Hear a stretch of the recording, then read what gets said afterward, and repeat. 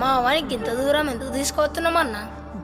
మన చావు పుట్టకలన్నీ ఆ ఊరు బయట రాసిండ్రా దేవుడు. నమస్తే సర్పంచ్ సాబ్.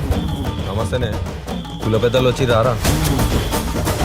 అరే ఈ కులపూరు శ్మశాన వాటికలకు ఆలోచించట్లేదు కదరా. ఏంది? అరే సర్పంచ్ సాబ్ చెప్తున్నాడు రా, విష్ణుగాడు వచ్చి కారు పట్టుకున్నాడు పని కాదని చెప్పేసి అంటున్నాడు.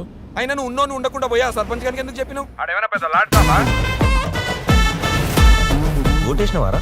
అగో ఎంత పెద్ద మాట అన్నావు సర్పంచ్ సాబ్. నీ గుర్తుకే గుద్దినా.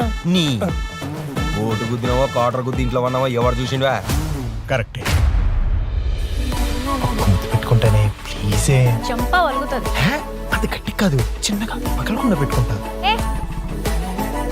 సరే అయితే మా అయ్యతో మాట్లాడి ముహూర్తం పెట్టించు.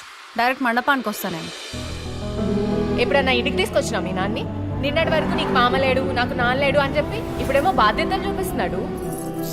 ఎట్లున్నామేంది మేమిద్దరం? నవ్వుతుర్రా ఊర్లో వాళ్ళంతా నీ మీద. భయపడినావా? పడాలే. అయిందేదో అయిపోయింది. పెద్ద మనుషులు మీరేదో ఒక పరిష్కారం చూపించండి. ఏ పరిష్కారం బొంగులేదు, ఇలా చెడు కడ కింద కలుసుకొని. అయినా చిరంజీవి లాగా ఊర్లో బిల్డప్ ఇచ్చుకుంటూ తిరుగుతావు కదా, ఏమన్నా చేయొచ్చు కదా.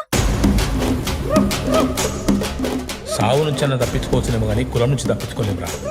నీకు పెళ్లి దగ్గర లేకపోతే చావు దగ్గర, ఈ రెండు విషయాలనే కాదు వీళ్ళాటలు సాగేది. నీ కొడుకు నిన్ను క్షమిస్తాడో లేదో కానీ నీ కూతురు మాత్రం నిన్ను. మన బతుకులు మారాలంటే మనకు కావాల్సింది ఒక్కటే, చదువు చదువు చదువు. పట్రా డబ్బు.